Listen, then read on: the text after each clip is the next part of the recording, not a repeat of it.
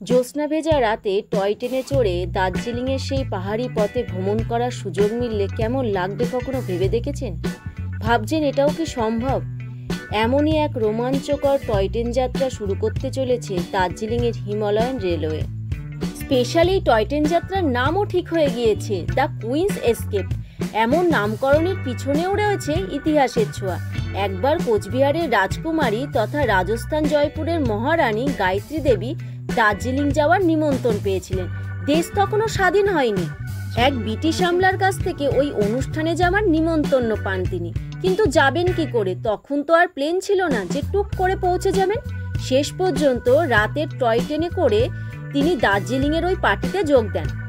ইতিহাসের এই ঘটনাকে আবার নতুন করে পর্যটকদের কাছে তুলে ধরার ভাবনা থেকেই শিলিগুড়ির অদূরে সুকনা থেকে দার্জিলিং পর্যন্ত দ্য কুইন্স এস্কেপ চালু করার পরিকল্পনা তৈরি করা হয়েছে। এছাড়া দার্জিলিং থেকে ঘুম স্টেশন পর্যন্ত 1 ঘন্টার টয় ট্রেন যাত্রার নামই কিন্তু জয় রাইড।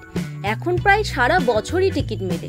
শুধু দেশি পর্যটক নয়, বিদেশি পর্যটকরাও কিন্তু কামরা আলো করে উপভোগ করেন এই জয় রাইড।